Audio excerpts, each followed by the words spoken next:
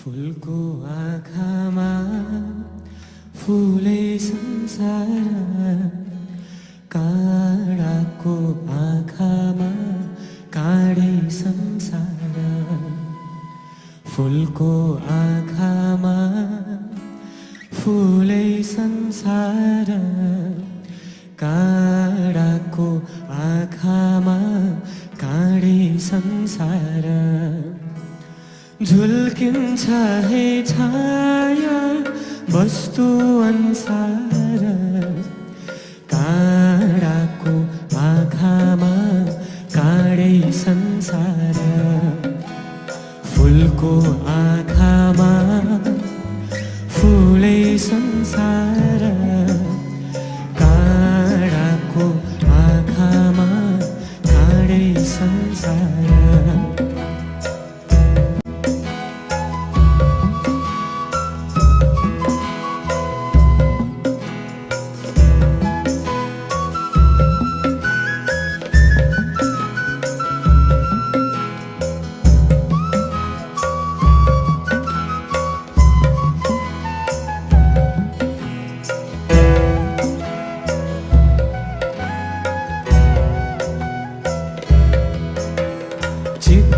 शुद्ध होस् मेरो बोली बुद्ध होस्, चित्त शुद्ध होस् मेरो बोली बुद्ध होस्।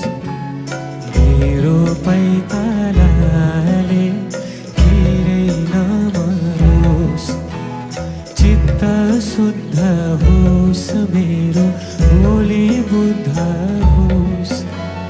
मेरो पैतालाले किरै नमरोस्।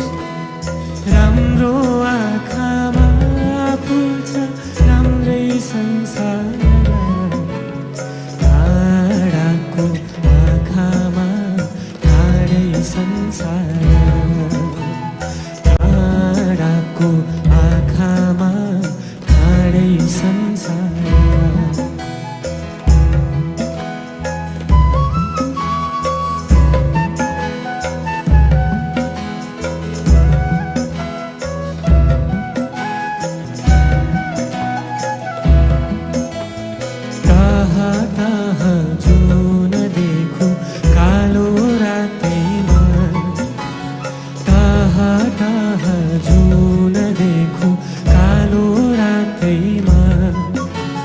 जीवन सङ्गीत सुनुमा सुख पातैमा, सङ्लो मनमा खुल्छ है सङ्गै संसार।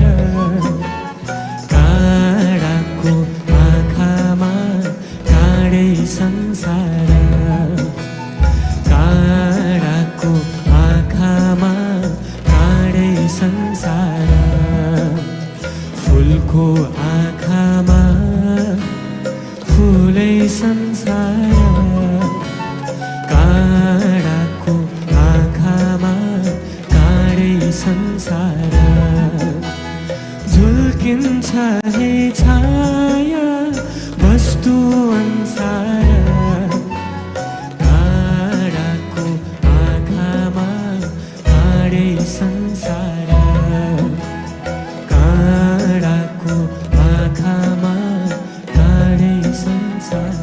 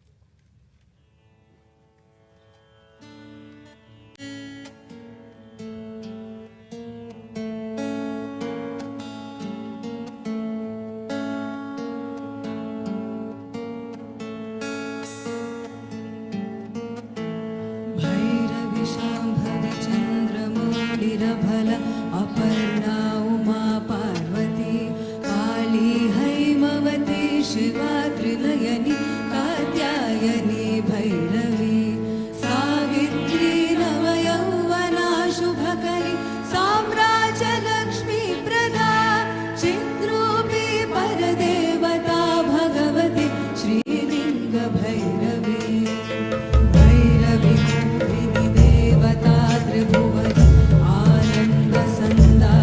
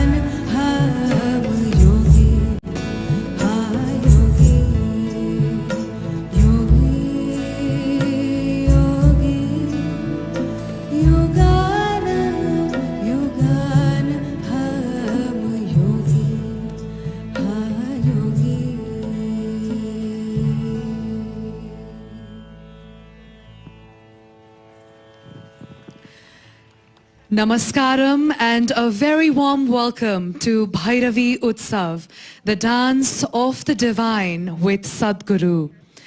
It is my honor and privilege to welcome all of you, those who are here and those who have joined us online from different parts of the world to this very special event to welcome Linga Bhairavi Devi to Nepal, following the consecration of Devi just 2 days ago here in Kathmandu. I would also like to acknowledge the presence of former Right Honorable Prime Minister, Mr. K.P. Sharma Oli. Right Honorable Deputy Prime Minister, Mr. Narayan Kaji Shrestha.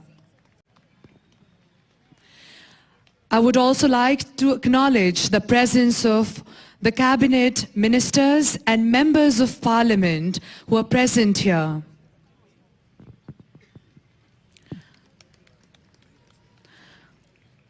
Refined and raw, powerful and colorful, earthy, humane and mother-like.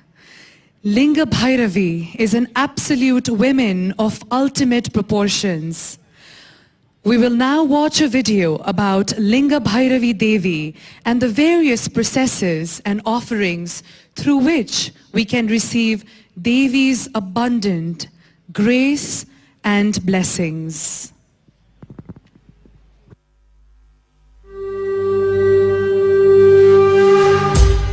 Linga Bhairavi is a unique, exuberant and a rare manifestation of the Divine Feminine. These energies are manifested through the 3 basic chakras in the body, which stabilize and nourish one's physical structure or physiology and the psychological structure and the energy structure. With these 3 dimensions stabilized, to live all levels of life successfully becomes a living possibility. Here in this Linga Bhairavi shrine, there are scientifically structured processes for a human being from one's birth to death and everything else in between, to ensure the different aspects of life, of being an infant, being a child, becoming an adolescent, marriage, sannyas, brahmacharya, whatever steps we take till our death, these steps should not become impediments, but become possibilities for one's well-being and liberation. One who earns the grace of Bhairavi neither have to live in concern or fear of life or death, of poverty or failure. All that human being considers as well-being will be his if only he earns the grace of Bhairavi. She will walk you through this life and beyond effortlessly. It's my wish and my blessing. You must earn the grace of Bhairavi.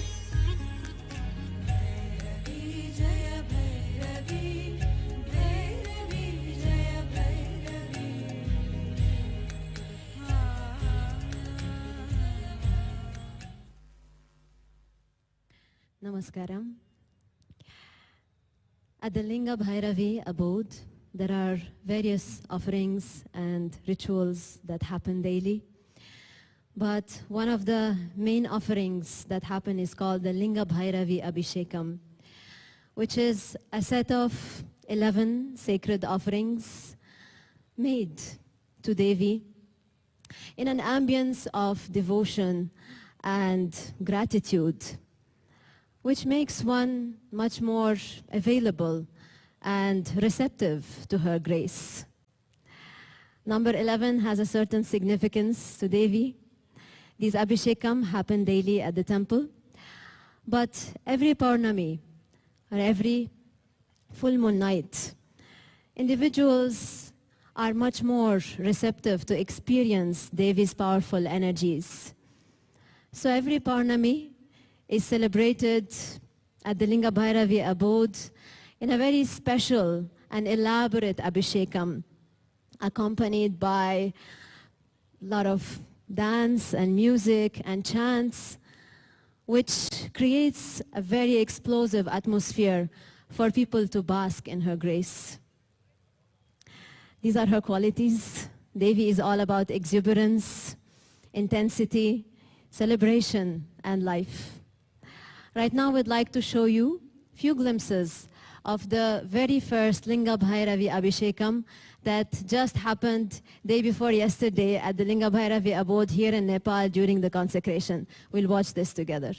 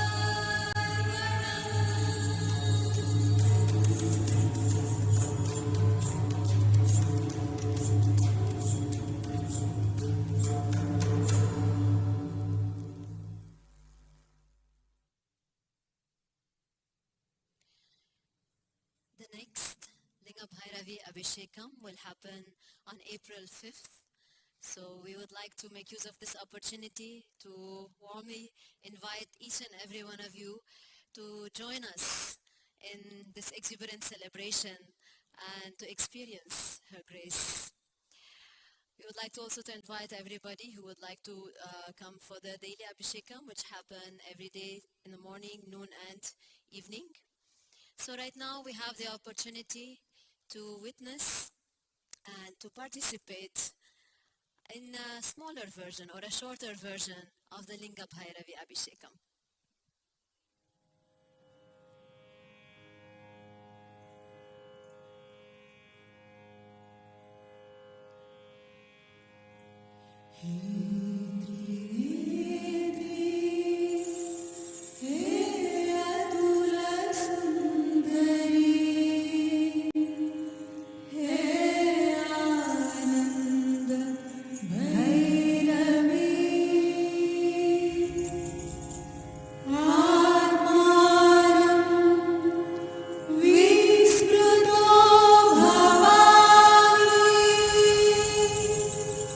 Maya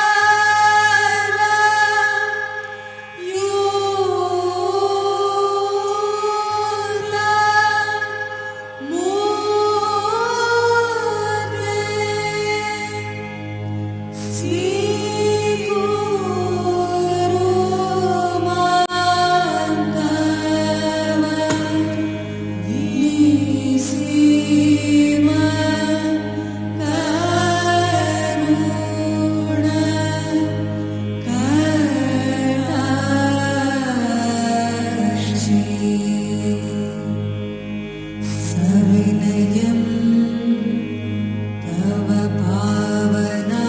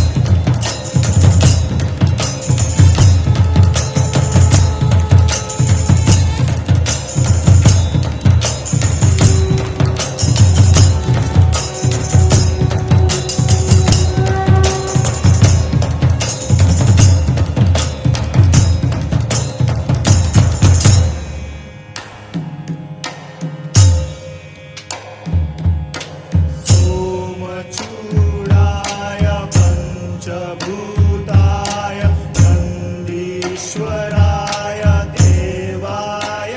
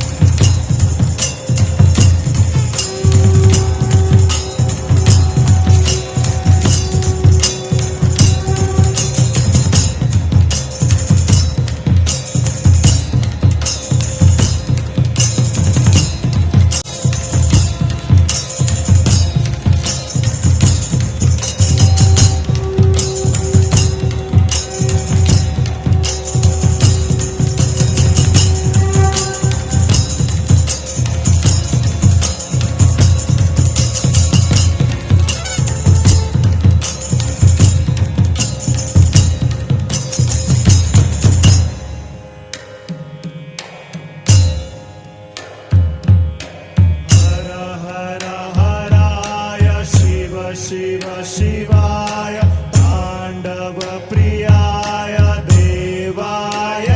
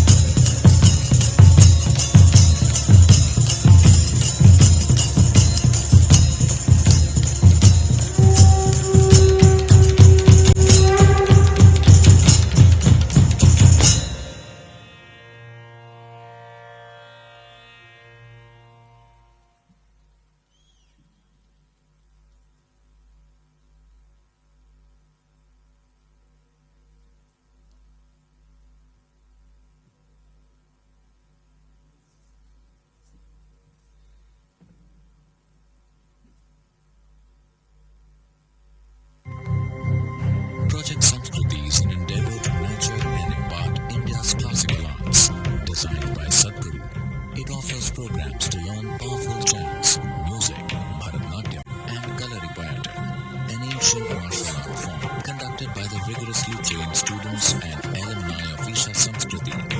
These art forms are imparted in their most profound form as possibilities for inner growth and transformation. Project Samskriti is not today's idea. It's been in incubation for nearly 25 years. So this is an effort, not to save the art form alone, but to bring up humanity to a higher level of existence within themselves.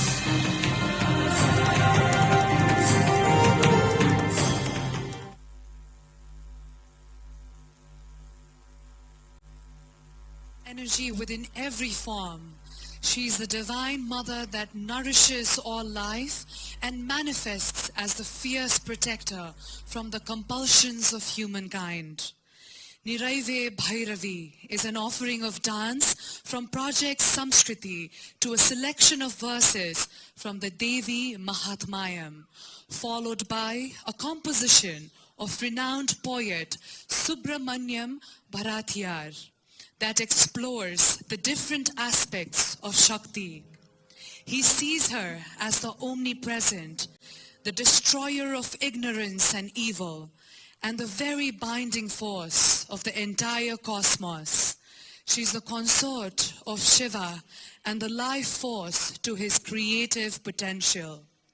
Celebrating the grace of Devi, presenting Niraive Bhairavi, an offering by Project Samskriti.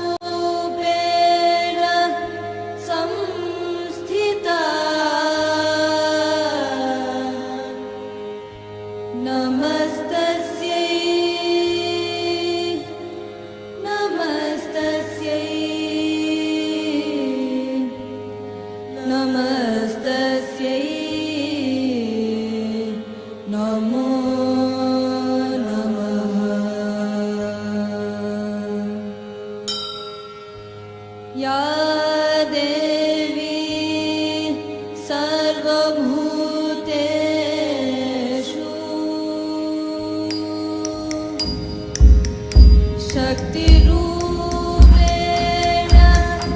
संस्थिता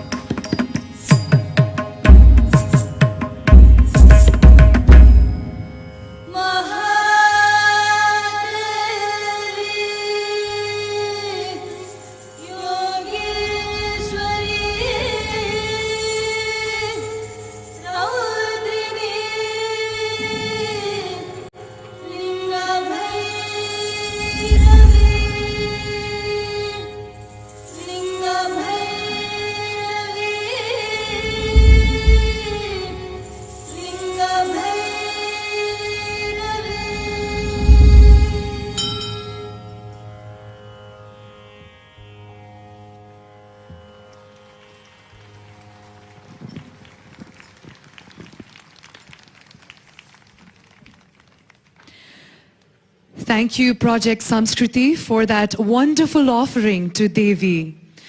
We're pleased to announce that Project Samskriti will be offering programs in person at Kathmandu from next month. They will be offering powerful Sanskrit chants, classical music, dance, and Kalari Payuttu, an ancient martial art form.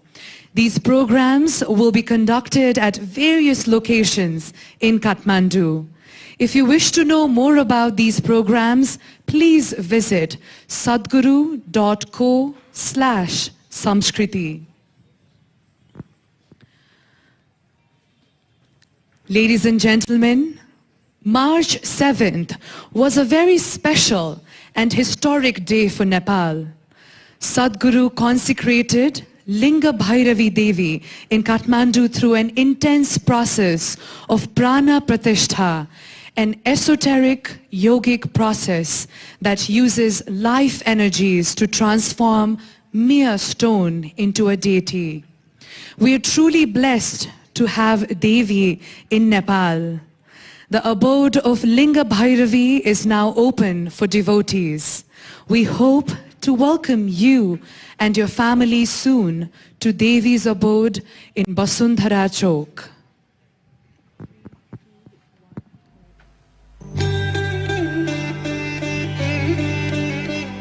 Sadhguru has designed powerful rituals and offerings at Linga Bhairavi for health, prosperity, rewarding relationships, to overcome obstacles, and for spiritual transcendence. These rituals and processes are designed to assist one in every step of life, from conception to death and beyond, and make every moment a stepping stone towards ultimate liberation. Linga Bhairavi Abhishekam is a set of 11 sacred offerings to Devi for the overall well-being of one's family. Kleshanashan Kriya is an aura cleansing process that wards off negativities and brings physical and mental well-being. Daha Nivaranam is designed to quench one's deep-rooted desires and is extremely supportive for those desiring to get married or to have children. Wedding rituals and rituals for children have been specially designed for health, material well-being, and harmonious relationships. Devotees can also express their devotion and receive Devi's grace through Samarpanam, Ne Deepam, Mangalya Balasutra, Netra Arpanam, Mala Arpanam, and Vastra Seva. On Purnima and during Navratri, devotees can make special offerings to receive Devi's abundant grace and blessings. The abode of Linga Bhairavi at Kathmandu is open to all from 6:30 am to 1:20 pm and 4:20 pm to 8:20 pm every day.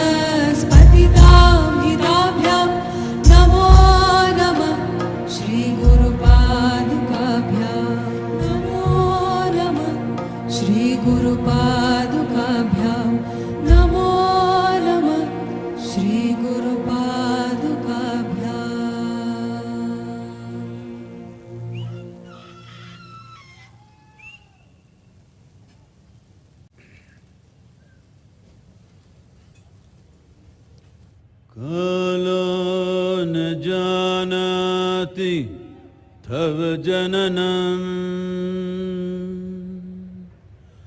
कालो न जानाति तव समापनम्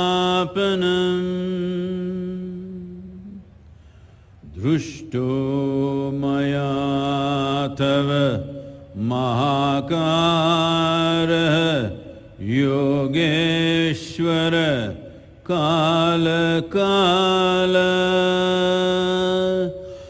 योगेश्वर काल काल.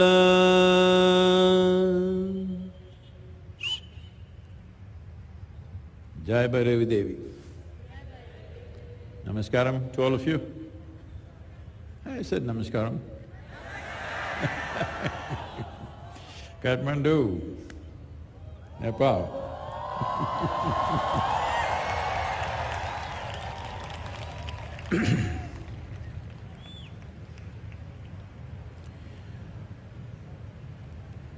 Well, shall I make a confession? Are people of Nepal ready for a confession from me? Well,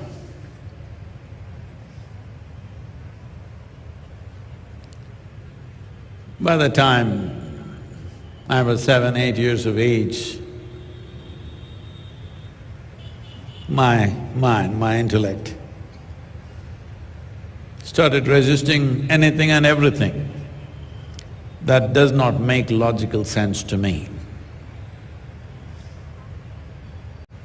Slowly, in a matter of 3, 4 years' time, maybe by the time I was 11, 12, this hardened completely. My intellect completely hardened to anything that does not make logical sense to me. That included anything concerned with religion, philosophies, and various other things of life, including love, including parental attachment. I hardened against everything because it did not make logical sense to me. To an extent, when I was around 12 years of age, it happened one day that my mother, a very quiet but extraordinary woman, for some reason, this was not really those times when mothers every day have to chant, I love you, I love you. They never said such things, but they lived for us, so we never had a question mark whether they love or not, there was no such thing. But something happened and she expressed her affection towards me. My mind, logically 100% correct. I asked her, if I was born in the next house, would you still feel this way about me? Tears came out of her eyes. I thought, what did I say wrong? I just asked a question. And she went away. After about 10, 20 minutes, she came back and she touched my feet. I was only 12. Why I'm saying this is, this is the nature of our intellect. If you use only your intellect, everything that's beautiful and magical about life will evaporate from your life. Your mother expresses her emotion, you have a logical question.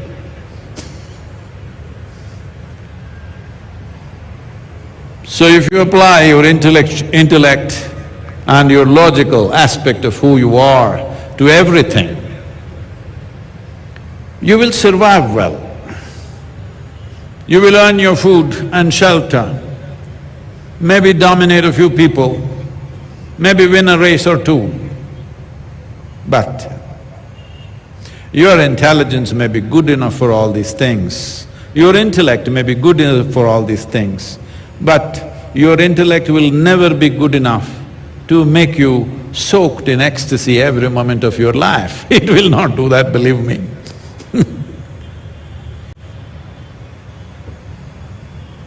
Nor your intellect will ever allow you to access doorways to the magic of life.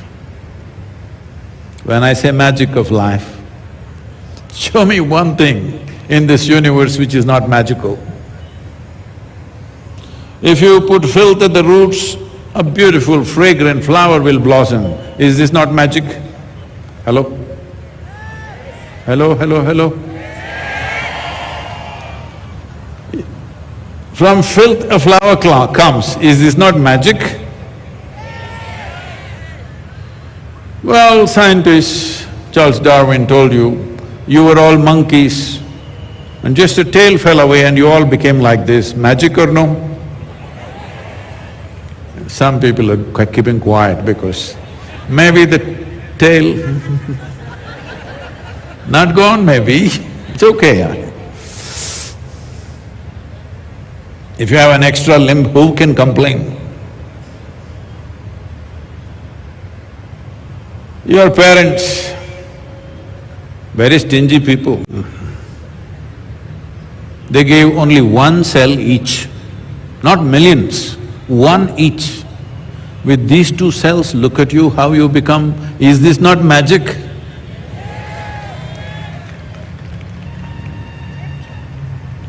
So if you apply your intellect to everything, everything seems to make sense on one level, but you will see everything that's beautiful, everything that's blissful slowly evaporates from your life. So from the age of 11, 12 to 17 or 18, I am a hardcore atheist. Hardcore. No compromise.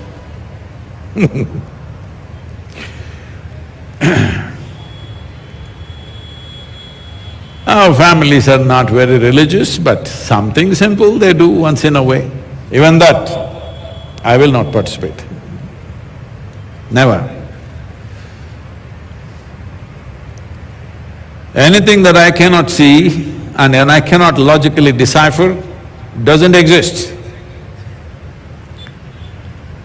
Well,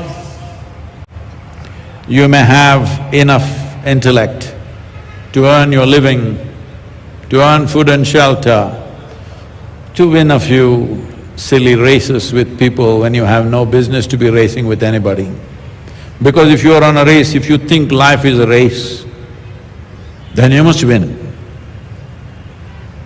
If you want to win the race, you must get to the finish line quick. You want to? Hello? You know what's the finish line? You want to get there quick? If you think it's a race, that's what it means. But your logic and your intellect is not good enough to make you ecstatic every moment of your life. It is not good enough to give you access to the magical aspects of life, nor can it beat the steamroller of time. Time is on all the time. Going? Hello? Time going away right now? No matter what you do or you don't do, what nonsense you think or you do not think, time is rolling away. When time rolls, what it means is, you've been sitting here for an hour, what it means is, since you came here, you're 1 hour closer to the grave. Yes, you may not be conscious, but the body knows. The body knows. And whenever somebody passes, always people are surprised because they thought they're immortal. I was just telling them day before yesterday, about 8 or 9 months ago, a sage, a very well-known sage in southern India, passed at the age of 111 years of age. He lived a life of absolute service, hugely respected by people. But unfortunately, at 111, he fell down and he did not recover from that fall and he died. All the newspapers, this great sage died suddenly. I said, what? At 111, how do you die suddenly? Hello? When is it naturally? When is it that we are going to die naturally? I'm saying, time is a steamroller, doesn't stop for anybody, nobody can rewind it. But you could be riding the cycles of time, or you could be crushed by the cycles of time. If you're riding the cycles of time, then you will know something which is very different. You will know life in ways that other people will never understand. Now this kind of a person, why is he bringing Devi to Nepal? Hello? All my friends and family always wonder, what happened to him? Because even my wife complained. When I first said we have to build this, she said, because of you I stopped going to the temples. Now you're building a temple? I said, no, this is a different purpose, different way of doing things. This is not about believing something, this is not about going to heaven, this is about making a heaven out of yourself. There is a way to do it.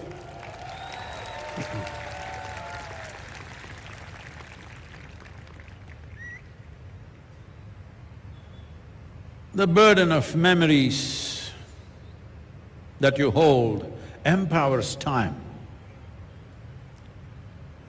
If you lived for whatever number of years, if you carry lot of burdensome memories in your head, 50 years feels like a very long time.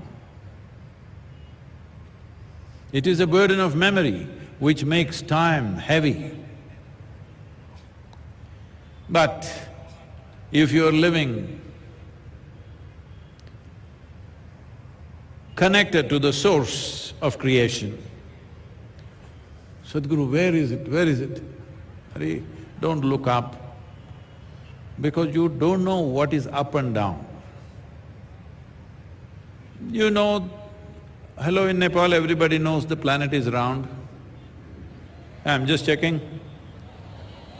You know the planet is round and it's also spinning.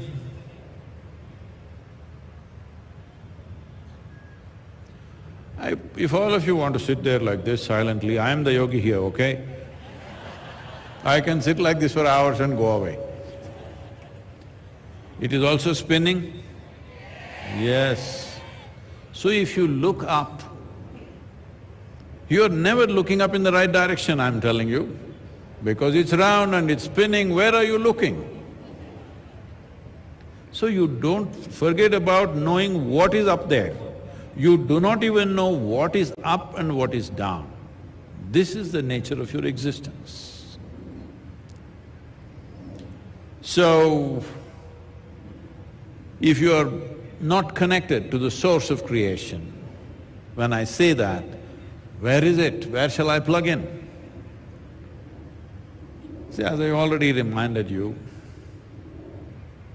whatever you had for your lunch today, let's say you ate a roti or a chapati.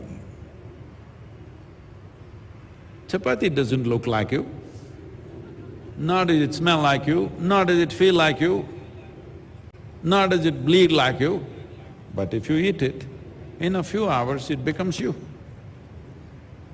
If the source of creation was not throbbing within you, you think you could make a chapati into a human being over the afternoon?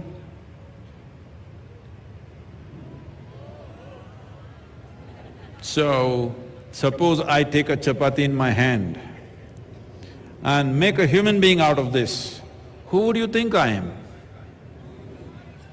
Creator himself, isn't it? and every one of you are doing it, not in your hand, in your stomach. What's the difference? You're doing it discreetly, and it's good. It need not be done obscenely outside. It is done discreetly. You take a chapati and make a human being out of it within a few hours. Obviously the source of creation must be functioning within you, throbbing within you every moment of your life, otherwise this wouldn't be happening. If you plug into this, if you turn inward and plug into this, if you open up a window or a doorway to this, then there are tremendous possibilities. Life opens up in ways that you cannot imagine.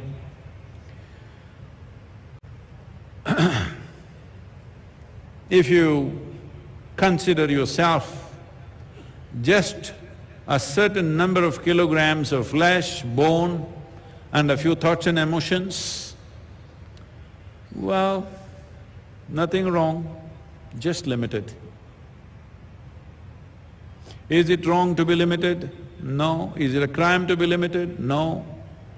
But it is not a crime, it's a disaster.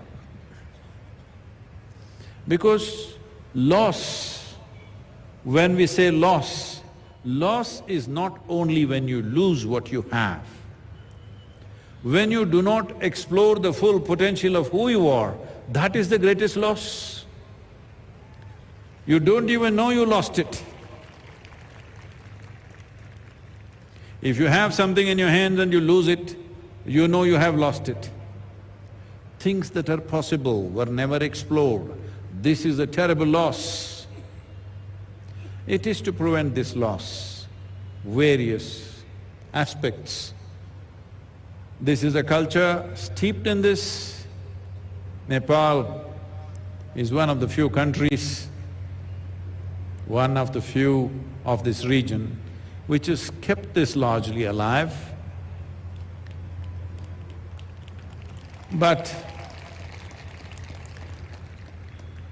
slowly over generations, if nobody reminds you what are created with very scientific understanding of how to regenerate life, how to ignite new possibilities within you, could become just symbols that inspire belief, which may also make some things work. But if you use an airplane, suppose you found an airplane and you don't know what is an airplane, then you got the engine started, but then you found these two ugly things are going to hit your lampposts and buildings. So you chopped off these two things and started driving an airplane in the streets of Kathmandu. You're very happy because you found a wonderful car or a bus or whatever it is, depending on the size. But someone who knows what it means to fly, if they see you driving an airplane with chopped off wings, they will cry. So one reason I have not told this to anybody here yet, because this is a confession day, I'm telling you. One reason why I decided Devi should come to Nepal is some of the fantastic temples that you have. When I see the way it is kept and the way it is approached, tears came to me.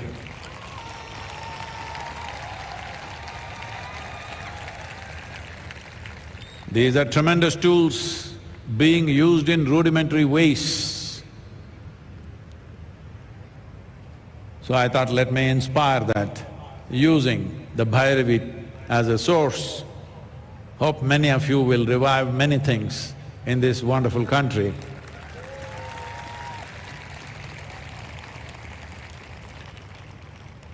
But Sadhguru, there are other countries and societies where they don't have a temple, they have nothing, but they are doing well. See, there are two aspects to life. One is what you do and what you have. Depending on what you do, accordingly you have certain things. Another is how you experience your life. If you don't value how you experience your life, you will have and you will want more and more and more. You will have everything and you will want to have everything that everybody has in the world, and still you are broken within yourself. Do you want a life like that? Unfortunately, large parts of the world have chosen a life like that. They have everything and more. They have more than any human being should ever have.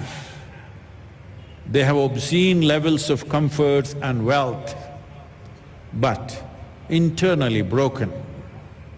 Today, to a point where the World Health Organization is predicting there is going to be a mental health pandemic. Are you going to be the epicenter, Nepali people, of this mental health pandemic, or will you stay sane? Pandemic, a word that you had not heard 3 years ago. Now everybody knows what is a pandemic. What it means is, in this, all of you, a few thousand of you who are here, if there are 100 people with some problem, by the time you leave this place, all of you will have it. This is a pandemic, or at least most of you will have it. So now, if 100 people are a little like that, by the time you leave this place, all of you will be wonky. Dangerous situation, isn't it? But it looks ridiculous. Oh, how will it happen? My friend has always been a nutcase, I've been okay. Well, just a week, 10 days ago, I think, the CDC, which is a major, disease control institution in the United States, based in Atlanta, which is authority there, has announced that among the teenage girls, 1 out of 3 is depressed. 1 out of 3. This is not an ordinary situation. How we knew teenage girls was, they would simply giggle for nothing. Where was the question of they being depressed? Hello? Hello? Because they didn't need a reason to laugh. Simply they were exuberant. Out of that exuberance, they giggled all the time. But now 1 in 3 is depressed. Do you want more? We are heading this way because we have not held the experience of our life important. We're only thinking what we have is important. What can you have? You can have clothes, you can have wealth, you can have jewelry, you can have home, you can have car. You can get a golden chariot if you want. But what will you do? If you are not joyful, if you are depressed, you are riding in a golden chariot, what to do, I'm asking. Right now also I am seeing, not so much in Nepal, I am very happy and proud to say this, generally all over the world, wherever I travel, almost every part of the world, people are driving their dream machine, something that they always wanted to own and today they have it. If the traffic gets a little thick, they got an opportunity to spend more time in their dream machine. Are they bursting with joy? No, they're cursing the whole universe. Hello? They're using filthy words at everybody on the street, everything. Nobody's spared. Well, you're in your dream machine, you must be enjoying it, little more time because of traffic. No, I see your traffic is quite chaotic, but people, still nobody's fretting except a few people. Rest of the people seem to be okay, they're stuck in the traffic, they seem to be okay. This does not mean we should not fix the traffic, we should, that also must happen. But how you experience your life is very, very important. If you do not know how to sit here blissfully, no matter what you wear, what you own, how much you possess, is not going to make a difference because all this is only in your memory right now. Hello? How much money you have, how much wealth you have, what all nonsense you have in your life is only in your memory. I can do this to you and I remove your memory, you got nothing. Hello? Everything that you think you possess is only in your memory. One who lives in their memory, one who enjoys their memory, naturally lives in the past because memory is of the past. You will never taste life. You will never have a taste of life. You will only know what is accumulated. Anything accumulated, the very nature of creation is such, it will rot after some time and it will stink. You see very wealthy families, after 5 generations, they stink. Hello? Everywhere in the world, this happens because what you possess is only what you can use. We want to have things so that certain things are comfortable, it will facilitate us to act better in the world. Beyond that, what we possess means nothing, but how we are, how we experience our life, have we unlocked our genius or are we stuck in our own wrap of intellect? This is important. For this, you need access. For access, there are tools for access. Devi is just that she is access, she is a doorway. If you know how to use it, she will open up possibilities that you never imagined possible. Well, is this all just somebody's belief? How can this kind of woman do things to me?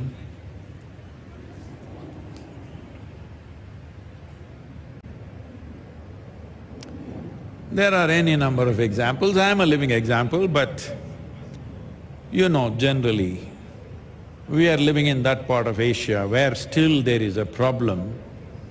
At least in our universities and so-called educated people, unless it has a stamp from the West, it is not really science, it cannot work. You also still there only? You need an approval? Only a few young people are saying no, all the older people.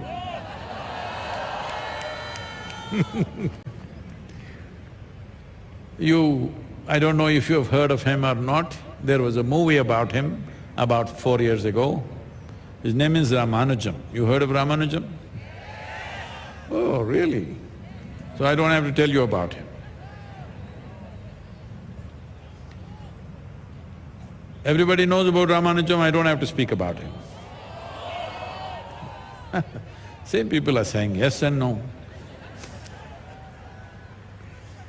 So Ramanujam was born in Tamil Nadu in southern India from a small village. By the time he was 16, 17, he became a devotee of a Devi. And he picked up notebooks and started writing mathematics. Not the kind of mathematics that you learn in school, 1 + 1 is 2, 2 + 2 is 4, not like that, very complex forms of math. Why math is important is, because in many ways, if you want to reduce the universe into any one language, the closest language which can do that effectively is mathematics. Those of you who are not good at it are, all right, it's all right, I understand. In India, music is all mathematics. Everywhere, engineering is mathematics, physics is mathematics, everything can be deduced into mathematics because that is one language which is more efficient. I'm not saying it's absolute. It is more efficient than any other language that we speak in describing the universe. And he started pouring out mathematics. Then he was just working as a clerk in Chennai, Madras at that time. Then some English officer saw, this guy is sitting there and pouring out thousands of pages of math simply. If he sits down, he's just writing, like he's possessed. Then he looked at it, not all of it he could figure it out. He showed it to somebody who's a mathematician, and he said, "What? Who wrote this? We need this guy." So they transported him to Oxford University. There he went, well, being of the wrong skin color. You know, South Indians, we are baked by sun.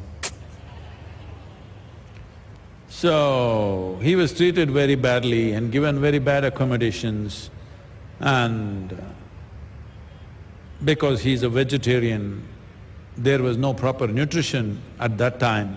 Today everybody is talking about eating vegetarian. At that time, if you're a vegetarian, you were attacked on the street and beaten because you're just a vegetarian. Today, all the doctors in the West are saying you must eat veggies, otherwise you will die of heart attack or something else. He was treated very badly, no nourishment, so he caught tuberculosis, exposed to cold. Then he was sitting on his deathbed, but he poured out mathematics. Books and books he wrote. When they asked him, "Where is this all coming from? How is it?" He said, "My Devi bleeds mathematics." Simply. And today, in 2010-11, they discovered what he wrote in 1908, over a century ago, the mathematics, he's actually describing the black holes in the universe. There was no concept of black holes in the scientific community at that time. The way science progresses is, first a concept, then a theory, then the math, then it becomes a reality. But he wrote mathematics for which there was no theory or concept, he just wrote the math. He says, "It's all my Devi." I'm just saying this example because this is how it is. If you open the doorway, suddenly your access to the universe outside and the inner universe both open up, and it's a tremendous life. Today, I can say there are thousands of people around me who are beginning to function like this at a different level of genius and capability. I would like to see that the youth of Nepal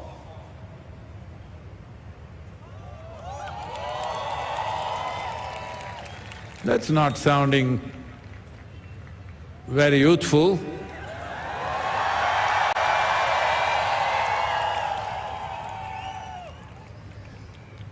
It is very important that you access, you make use of devices which gives you access to the beyond.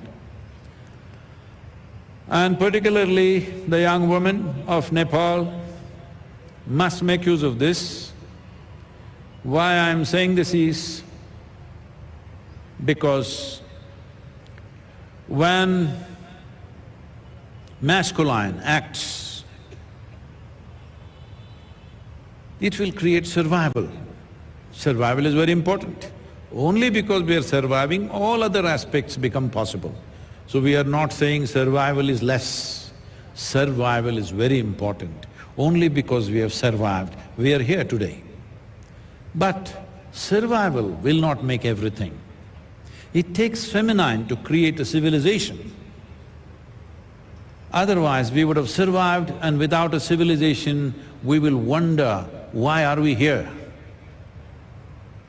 So this is very important because for a variety of reasons, though in these cultures women have been worshipped as devis, goddesses, in spite of that, a whole lot of prejudice and lot of keeping them down has happened. It is time. You don't have to fight, you just have to empower yourself. Never there should be this is a very Western idea of women's liberation means fight the men. then who will you have in your life? Fight the husband, I understand. Fight all the men and then do what? Not fighting, because fighting, I will fight for my freedom, is very masculine, it's not feminine. Masculine always thinks in terms of conquest. Feminine is inclusive, it's an embrace. These are two ways to conquer something. One is by force, another by inclusion. I believe all the men here were delivered by a woman, am I correct? Hello, any exceptions? No. Then what the hell are we talking about?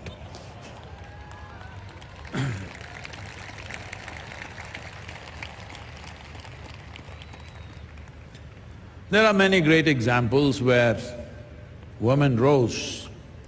Why they rose?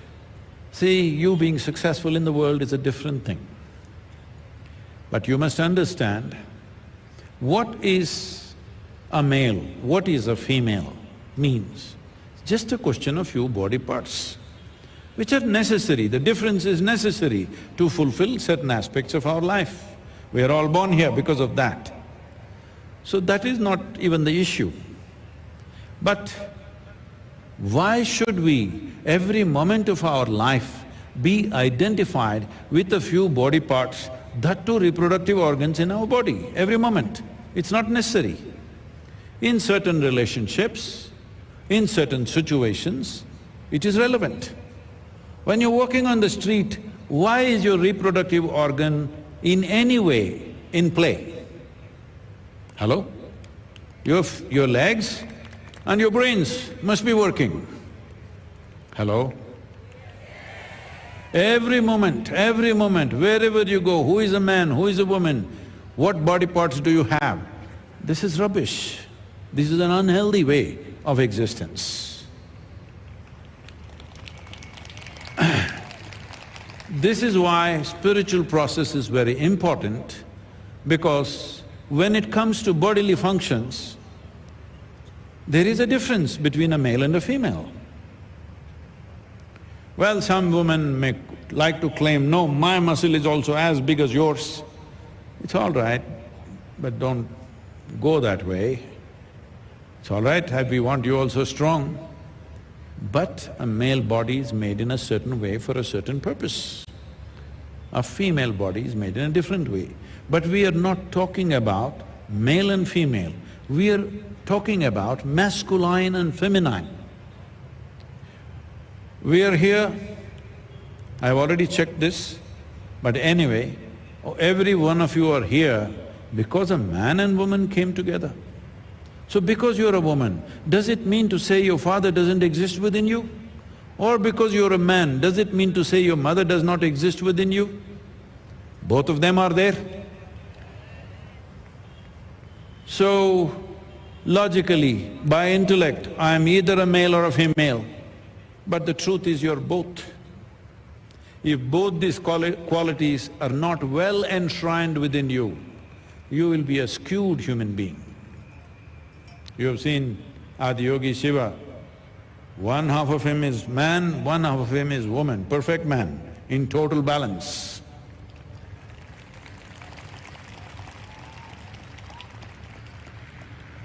There was a great sage by the name Yajnavalkya. You heard of him? How was that? You heard of Ramanujam? Yajnavalkya was a great sage, and then he came to know about a young woman whose name was Maitreyi.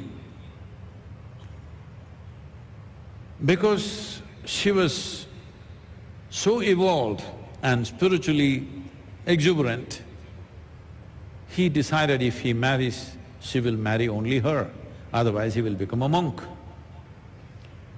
Then it fell together because she also was looking for someone who spiritually evolved, and they married. After a few years of a very exuberant life, no children came. That means you can assume.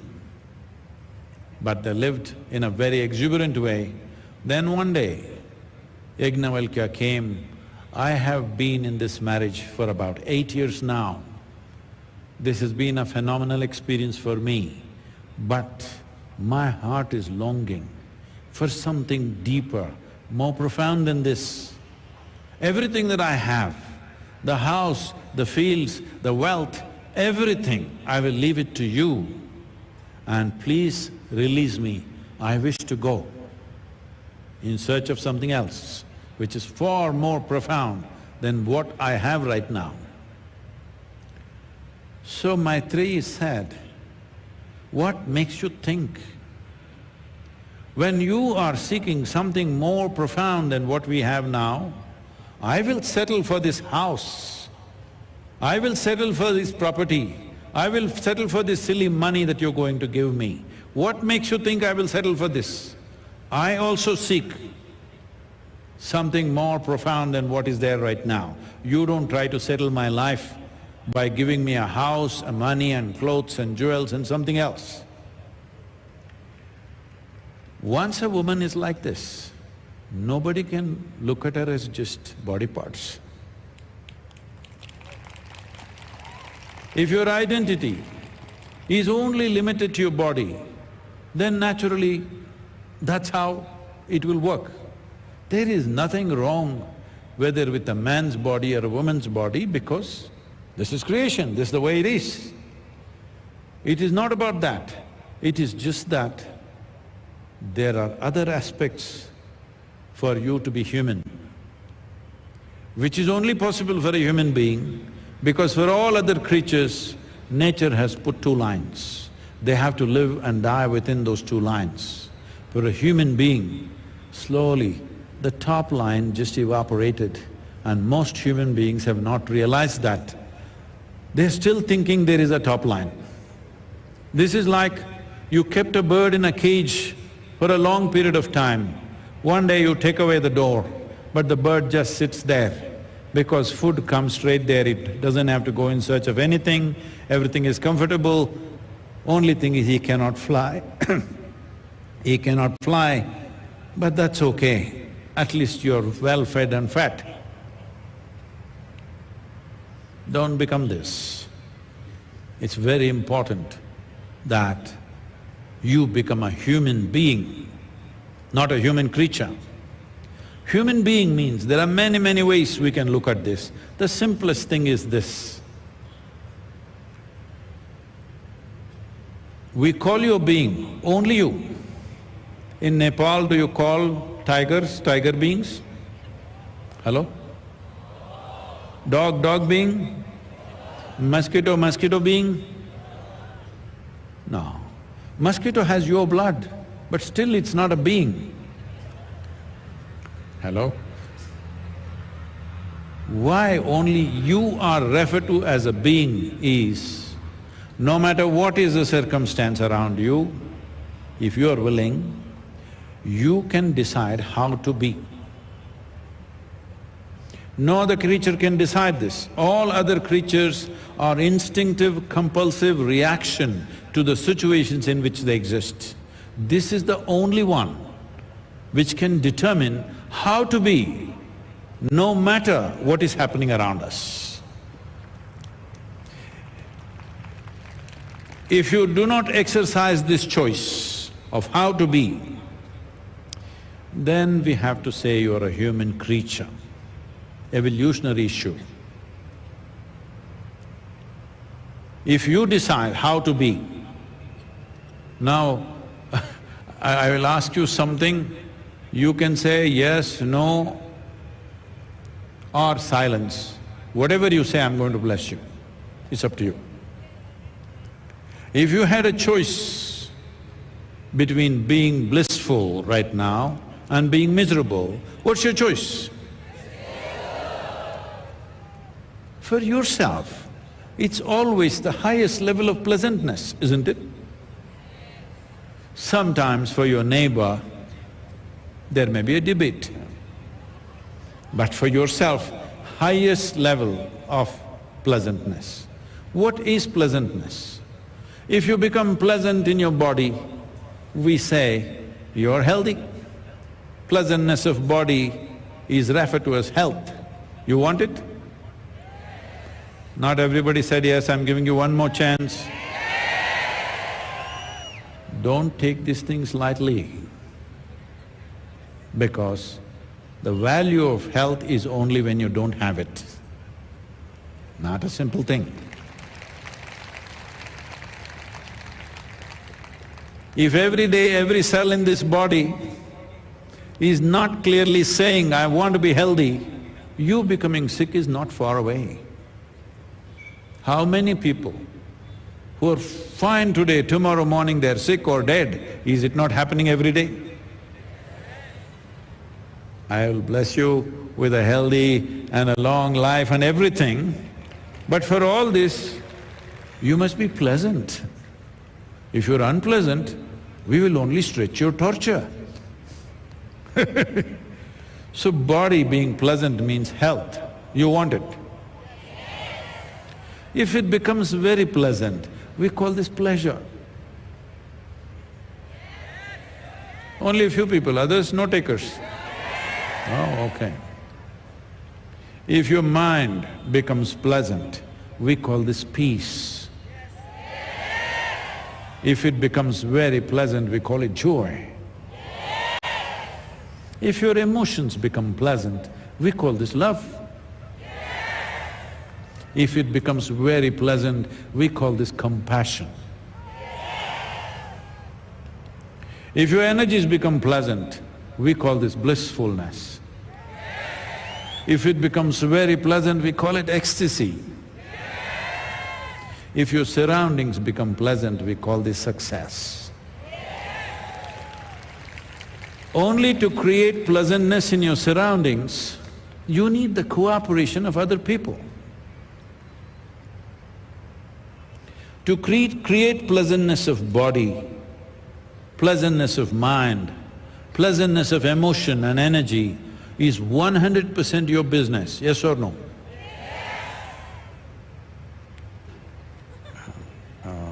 You said yes. This is it. This is transformation. No, Sadhguru, I am not happy because my wife is doing this, my husband is doing this, Nepal is like this, Kathmandu traffic is bad. No, for you to be pleasant or unpleasant is 100% you're doing. But, you know, life, you get caught up in so many things. This is why you need a powerful tool. Bhairavi is that if you know how to make use of this, being exuberant and wonderful every moment of your life is a living possibility.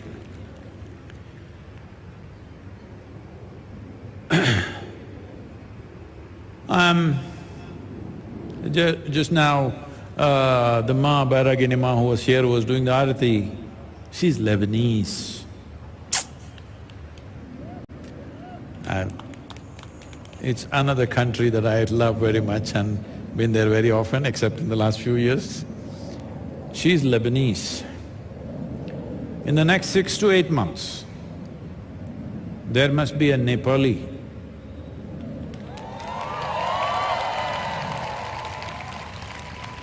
It is very important because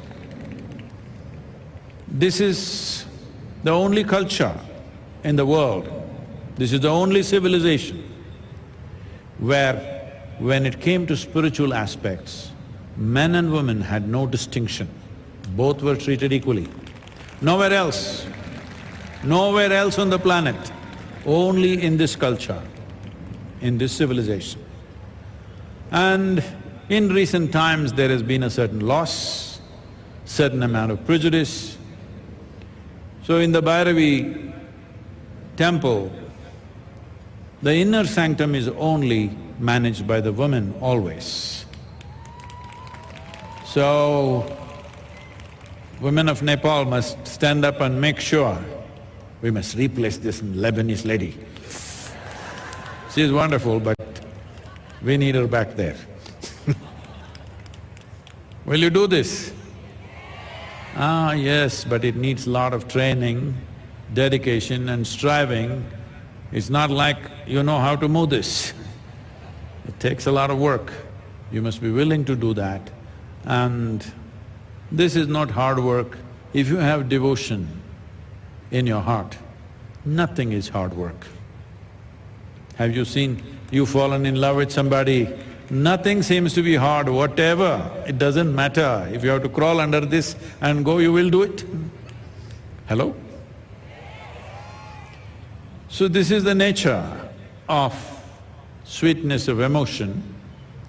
Love, compassion, devotion, these are all different levels of sweetness of emotion. Once you have sweetness of emotion, once you're a devotee, you have the best deal. No matter what's happening, you are… Yes, it's very important. Because without creating human beings who are blissful, without creating human beings who are peaceful, do you think you can create a peaceful world or a blissful world? There is no problem in this world except the human being. Is there any other problem on this planet?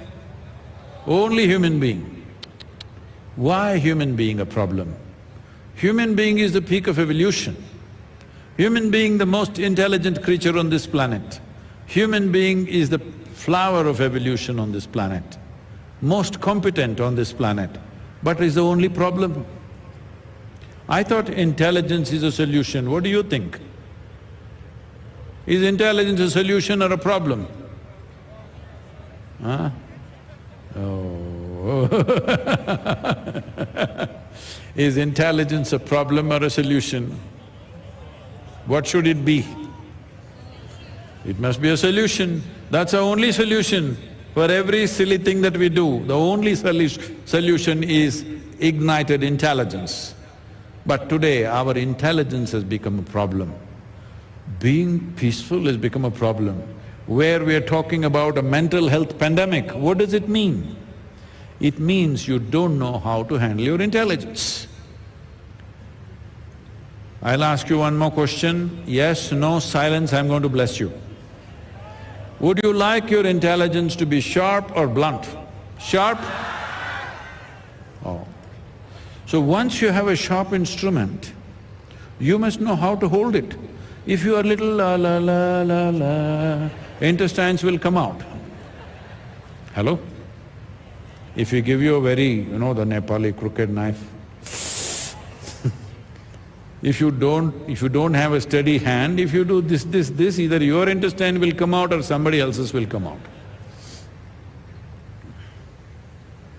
Because once you hold a sharp instrument, your hand must be very conscious and steady. So if you ask for a sharp intellect, then you must be very conscious and stable, otherwise you will simply cut yourself every day. You will call this stress. You will call this anxiety. You will call this tension. You will call this misery, call whatever the hell you want. Essentially, you don't know how to handle your intelligence, that's all it is. If we remove half your brain, you will be peaceful. Hello? Lot of young people are trying because they don't know how to handle their intelligence, they are trying to subdue it, they want to keep their brain soaked in alcohol or smoke it out. Hello? I know I'm in Kathmandu. So, you must decide whether a really sharp intellect is good for you or blunt it with something and then you don't feel anything. Even if you do this, it doesn't cut you. If this was a sharp knife, it would open up. So, if you wish to have a very sharp intellect, the important thing is how you hold it. How stable are you? How conscious are you? This will determine whether this intelligence will work for your benefit or it'll torture you every day. Right now, this is the condition of the human societies. Their intelligence is torturing them on a daily basis. They've got names and names. I was in conversation with some top psychiatrists from UK, and they told me there are 72 varieties of mental ailments. I thought there may be half a dozen or maybe 10, but 72 varieties. I said, what are they? They started telling me so many things. One thing stuck in my head, compulsive nose-picking is one of the… Hello? To a point they will bleed. Even if they're bleeding, they cannot stop it, they keep on nose-picking. Anybody? Some of you wearing red clothes because you don't want to be seen?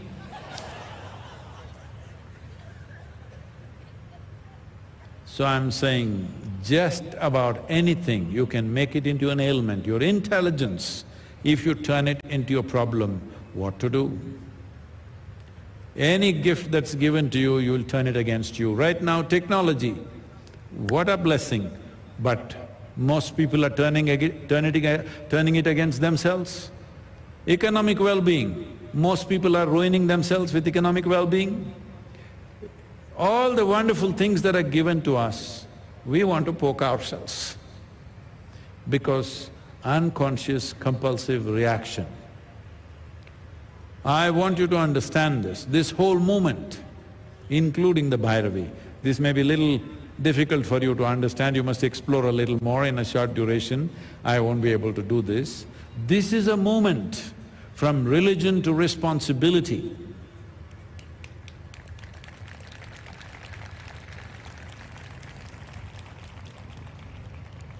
The manager of your emotions, your thoughts and your experiences, where is he or she? Here or there? You must make up your mind, here or there. If you know it's here, you will see how to gain access. If it is there, you have excuses and explanations as to why you're miserable. You can come up with any number of explanations, but misery is misery. Hello? Explanations are not going to be a balm for your misery. It will only deepen the misery because now you've found reasons as to why you suffer. So spiritual process is beyond bodily identification because body is something that you gathered. What you gather can be yours, can never be you. Hello? Hello? Oh. There are so many ways people are trying to find peace. I was in New York City, we were releasing a book, it's a large crowd. Then I asked them a simple question. How many of you in New York City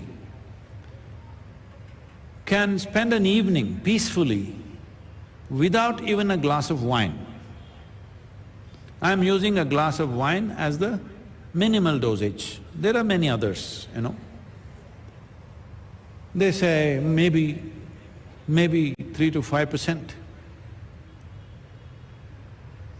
So 95% cannot sit one evening without a glass of wine. If they don't have that, they can't be peaceful. Then next week I'm in London, a group of prominent people. Then I asked them the same question, how many of you can sit peacefully through an evening without a glass of wine? They say, oh, maybe 1%. How can we be peaceful without a drink? So to be peaceful, you need chemicals. To be happy, you need chemicals. To be blissful, you need chemicals. To be healthy, you need chemicals. If you do this, in a generation or two, you will have human beings who are much less than who we are. That's a crime against humanity. There are many ways every human being can find their own way to be peaceful. This happened. One day, Shankaran Pillai was particularly abused. Oh, you know him also? He was particularly abusive to his wife. But she sat there very peacefully. Then he threw his arms up and said, "What's the matter with you? I have been so abusive to you, almost every day I abuse you, sometimes I've even physically abused you, but you're just peaceful all the time. Nothing seems to disturb you. How do you manage this?" She said, "I clean the toilet." I said, "What? If I abuse you, you clean the toilet and it makes you peaceful?" She said, "Yes, I clean the toilet." "How does it work?" he said. She said, "I use your toothbrush."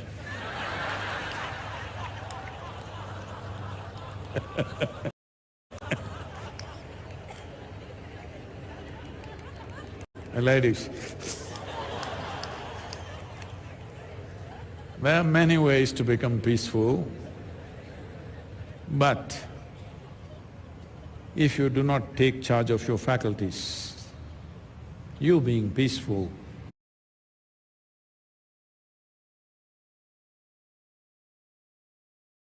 or by doing something harmful to somebody else you feel good for some time, these are not solutions. The solution is, all of you, can you move your hand like this on the right side? Just try and see. Wow! Can you do this? Oh, fantastic! This? Oh, you're great, huh? You have total control over your right hand. It's not a joke. Some people have lost control. Yes or no? Some people have lost. Try this with your mind. You want to put your mind here, it goes there. You want to put it there, it goes somewhere. You want to put it there, it goes all over. With this kind of nonsense, what are you trying to do? If you, let's say, get into your car or motorcycle, actually there is a bicycle which is created like this, you must try it. You're driving, you want to go like this. If you do this, your vehicle goes this way. Terrifying or no? Hello? With this kind of mind, if you want to go here, it goes there. How do you live? That is why everybody is saying anxiety is normal. Doctors are saying anxiety is normal. Anxiety is not normal. If you lose control, anxiety, fear, terror, everything is normal. But you are a human being. Am I saying something wrong about you? You're supposed to know how to be. If you know how to be, you already made your choice. If you know how to be, you would choose to be blissful. Yes? But no matter what is happening, everybody is finding some reason to be miserable. This happened. A couple. It was their 40th wedding anniversary. Anybody, any takers? No. 40th wedding anniversary. So they decided, that day they wanted to celebrate. So they decided they will do exactly the same things that they did 40 years ago. They went to the same church, then on that day they went to dinner to a particular restaurant, they went to the same restaurant, ordered the same food, ordered the same wine. Then after that they went to the movies on that day, they went to the same theater, the movie was different but same theater. Then they had booked up in the same hotel where they had stayed after their wedding. So they were driving. Then the lady said, "John, what's the matter with you? Why are you grumpy and driving like this? On that day, how passionate you were. All the way to the hotel, we were kissing each other." "Oh, okay, let's do it." And he started kissing her and they went off the bridge and landed down and they landed in heaven.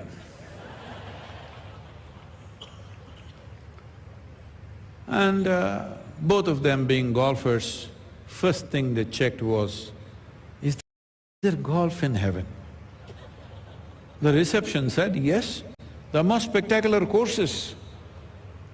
We would have never seen anything like this. Then they asked, is there a tea time for us? We've just come. Of course, any time is tea time in heaven. So they went and they were given… He was given a golden golf kit, she was given diamond-studded thing, and he hit the ball, went straight, splitting the fairway very far. Then she went to her red tee and she teed off. She also went straight and long. Both of them were walking towards their ball. Suddenly the husband became little depressed. You know it happens to husbands, hello? She looked at him and then, John, what is the problem? We are on the most spectacular golf course, you had a great shot, I had a great shot, what's your problem now? He said, if it was not for your stupid health food, we could have been here long time ago. No matter what, hello? All of us, every one of us, are we not materially, I'm saying, you may have many complaints, but still, materially, are we not living way better than our grandparents? Hello? Every one of us. And what is the complaint? The complaint is not about what you don't have around you. The complaint is what should be throbbing within you is not happening. Take Bhairavi into your heart and let it blossom within you.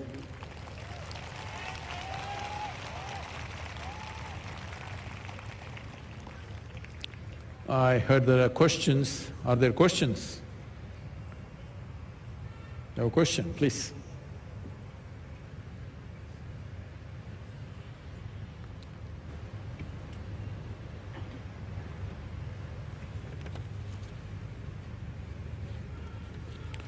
Shall I come there and answer the questions? Okay.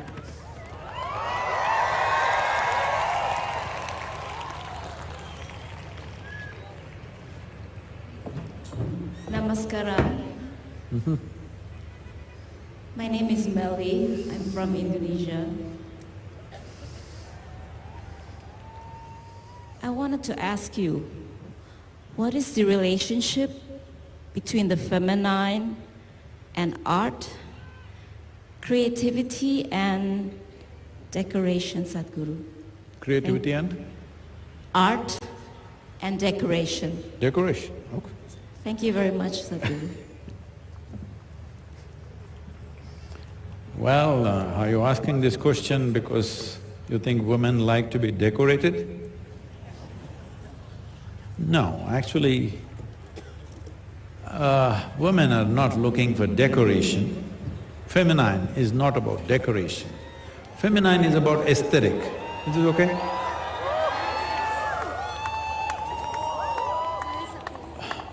Feminine is about aesthetic, not about decoration. It's just that in societies, over a period of time, our sense of aesthetic may get culturally influenced and end up as decoration. Aesthetic means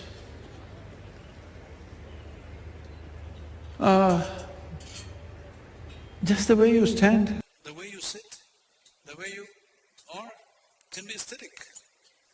It's not necessary you must be gold painted from head to toe. Just the way you are can be aesthetically very beautiful or not, isn't it? So feminine and aesthetic is very, very connected because, as I said earlier, masculine is about survival. Do not think one is superior to the other. If there is no survival, there is no aesthetic. Hello? This is a serious problem because your idea of masculine, feminine has been badly influenced by women's liberation and these kind of ideas. Well, the very idea that one is superior to another, whichever way, is such a gross and silly idea. It's like saying, sky is superior to earth. Why don't you go there? If that is superior, why don't you get lost there? Heaven is superior to this. Why are you not gone? Hello? So, between masculine and feminine, this should be completely dropped. There is no such thing as which is superior. These are two fundamental ingredients of life. This makes us. And survival, very, very important. Because without that, what is there? Nothing is there. But just with that, what is there, again you feel like there is nothing. So, these are two… this is the beauty and intelligence of creation, two different qualities packed in two different ways. And life will not happen without both these aspects being there, both these aspects being alive within us. Hey, look at the moon. Moon is feminine. Moon is feminine. Yesterday she was round, today she's little woman, you know, every day. Sun is masculine, every day perfect round he is. But tell me, is there more poetry and music about sun or moon? Without the sun, moon cannot reflect anything, it's only a reflection. But still, because every day it freaks you, you don't know what shape moon is. Yesterday it was round, little, today it's little less, another day it'll disappear, another day it'll come back. Very feminine.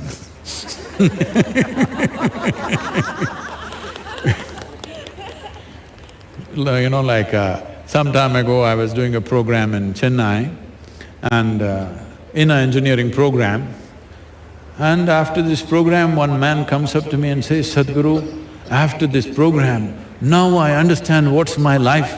I am unable to understand what's my wife. I said, don't try to understand your wife. Experience her as a wonderful thing. Don't try to understand. Mistake, isn't it? They're trying to understand you is a mistake because anything in the world that you think is beautiful cannot be understood. If you think you understood, the beauty will vanish. Yes or no? Yes. Not that you have understood, you thought you have understood, it's gone. Yes. So, this aesthetic is a natural part of the feminine, not necessarily decoration. Decoration is a cultural thing. In different cultures, different types of decorations. That is not important. The important thing is, you must be aesthetically fine. It's very important for a woman. And if feminine is not aesthetic, then what will the masculine do? Survival, do more, conquer more, then what? Don't know, because do not misunderstand feminine, masculine as always as man, woman or male, female. It is manifest in every ways. That's why we're saying we see moon as feminine. Oh, is it a female? No, it's feminine. And you cannot argue with me on that because the cycles of the moon and the cycles of womanhood are together 28 days. And it's only because of the cycles you and me are here. If our mothers did not go with the moon, we wouldn't be born. So, moon is the aesthetic. It has no other particular value like sun. Without sun there is no energy on the planet. Moon is aesthetic, but without that we wouldn't be born. Thank you, Sadhguru. Who's got the microphone, please? Namaskaram, Sadhguru. Where are you? I'm here. Okay, Namaskaram Sadhguru. My name is Roshan Gewali. You saw how the lady asked the question and you said, aesthetic. Yeah, it's all right. It's all right, you're a man. I'm Roshan Gewali and I am from Nepal. And this is the biggest opportunity of my life to get a chance to ask a question to you. I'm really blessed. And as I'm a devotee of Linga Bhairavi Devi. I'm doing my stuti and Devi Dandam. In Nepal, we do lots of rituals and offerings to many gods, but none of them have worked, as far as I know. No, not that they did not work, you couldn't make them work. Maybe. And as a real devotee of Linga Bhairavi Devi, shall I perform those rituals and offerings, or just Devi Stuti and Dandam will work? I think he needs a dandam, right? Thank you. For those of you who don't understand this language, dandam means a stick. Dandam also means prostration. Well, the Devi sadhana is on many levels. The simplest form is stuti and dandam, but that's not everything. There are many ways to internalize this. If you have the necessary devotion, we'll one by one open doors. Why one by one, Sadhguru? Why can't you open all the doors at once? If you… even when you were a child, initially your mother breastfed you, then maybe some cow's milk, then maybe some solid food, then now we don't know what you're eating. First day only, her favorite food, if she had put it in your mouth, probably you would be dead. So similarly, we will open this thing not because of anything else, it must benefit. If even the best thing in the universe, if it comes to you when you're not ready, it doesn't work. The greatest thing in the world, if it comes to you before you are ready for it, it can only hurt you. So we can open the doors. Let me see the intensity of your devotion, accordingly we'll open up. Okay, sir. Thank you, sir.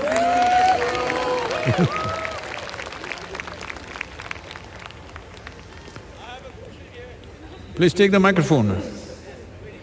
Yeah. Namaskaram, Sadhguru. So, I'm here. Where are you? So, I'm in front of you. Yeah. Oh, okay. Namaskaram. Namaskaram, Sadhguru. So, it's my pleasure. First of all, I would like to thank you for establishment of Linga Bhairavi in Nepal. Thank you very much.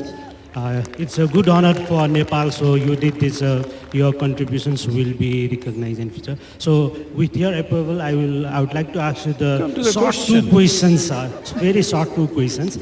So as you just recently said that, so in Nepal, so these, in Nepal, as you said, this, the traditions about your temples and what you have said that the Sanatan Dharma in Nepal is vibrantly alive. So can you suggest what can we do to make it alive for more years, thousand years? This is my first question. And the second… We'll go one at a time, one question. Okay, sir. One question. One thing, don't feel insulted by what I say, I'm telling you a practical solution, huh? Because I'm not given to diplomacy, I say what I have to say. One thing you have to do is, the temple should be open for all human beings irrespective of their color, caste, creed. Another thing is, it should be only open to human beings, the monkeys you must get them out. Because I went to one of the prominent temples and the monkeys are having a big fight. No space for the human beings. And there is somebody at the gate saying, are you Hindu or are you a foreigner? Stopping you. Don't do this because this comes from another time. This comes from this comes from another time where foreigners came to the temple only to desecrate the temple, only to some way harm the temple. But now the foreigners who are coming, they genuinely want to come. You must welcome them. Many lawmakers are here, I hope you'll take this and make it happen because the foreigner who is coming today genuinely wants to come to the temple. They are not coming there to desecrate the temple, to harm the temple. That was another time. Let's not carry that hangover. Please. Where's the microphone, please? I'm not coming there because if I come there, my microphone may not work.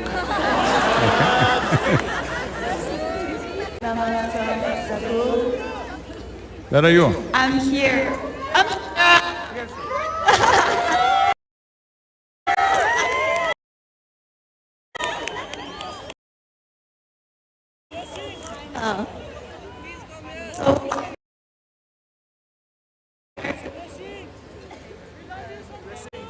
What's happening? Can't hear anything.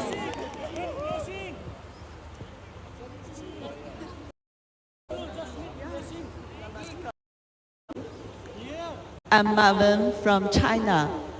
I'm so honored to participate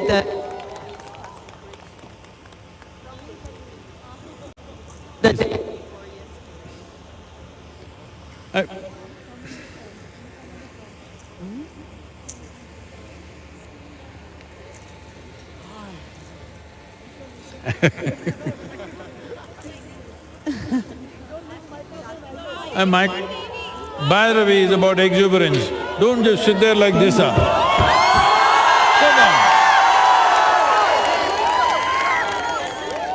I want to see if all this Nepali people can dance or not. Get the drums going, I want to see.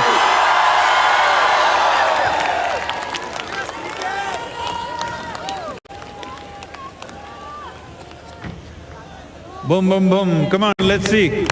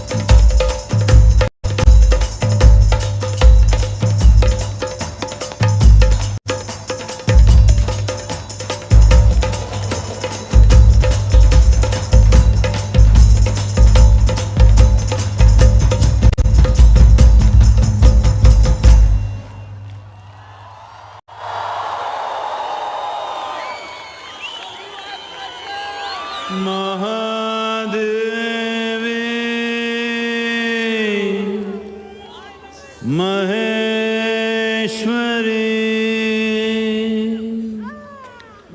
Bhairavi Shri Shambhavi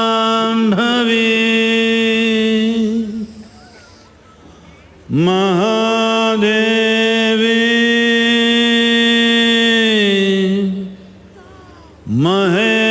Maheshwari Bhairavi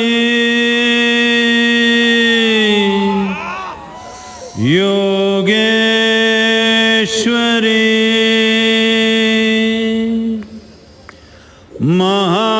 Mahadevi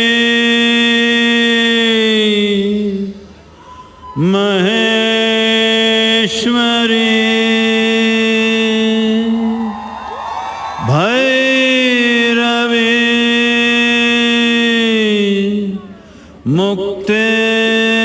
Mukteshwari Mahadevi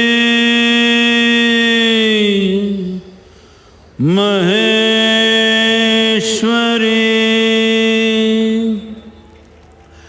Bhairavi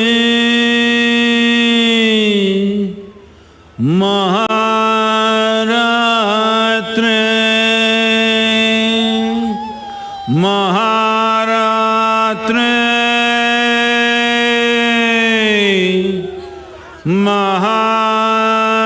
महारात्रे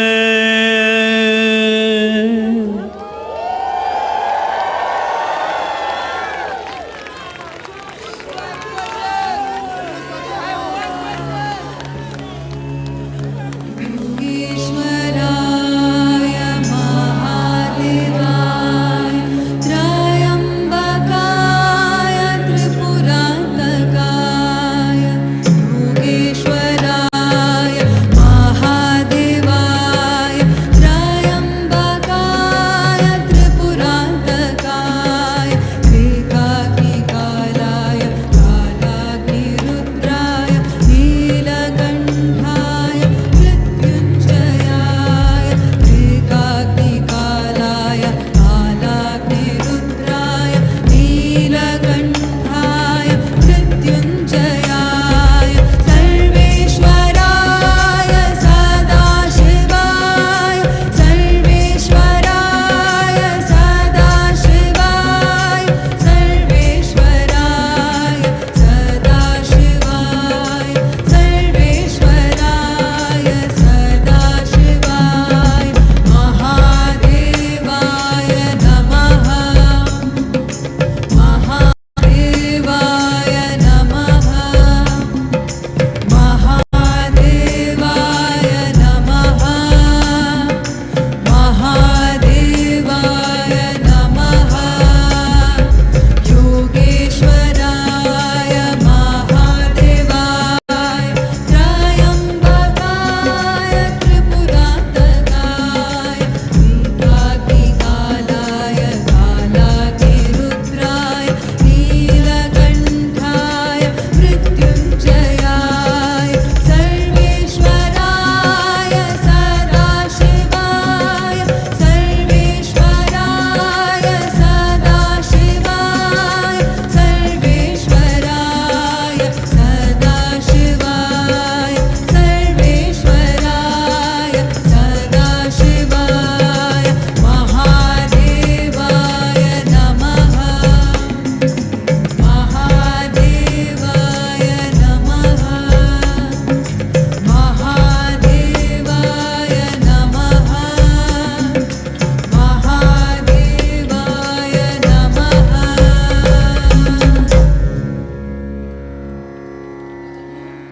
Bhairavi is now open for all from 6:30 a.m. to 1:20 p.m. and 4:20 to 8:20 p.m. every day. Abhishekam can be offered at 7:40 a.m., 12:40 p.m. and 7:40 p.m. at Vashundhara Chowk Ring We would also like to express our gratitude to various government ministries, departments and officials for their support to make this event a resounding success, particularly Nepal Army, Nepal Police, Traffic Police, Armed Police Force, District Administration Office, Kathmandu Metropolitan City Office, and we would also like to thank the members of the media. Last but not the least, Isha volunteers for their relentless commitment and effort, and to the participants this evening.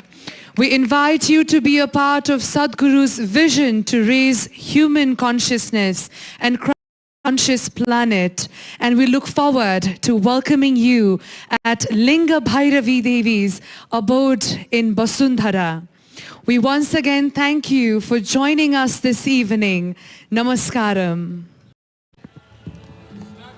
Bhairavi Shambhavi चन्द्रमौळिरभला Aparna Uma Parvati Kali Haimavati Shiva Trinayani Katyayani Bhairavi Savitri नवयौवना शुभकरी साम्राज्यलक्ष्मी Prada चिद्रूपी परदेवता Bhagwati Shrilinga Bhairavi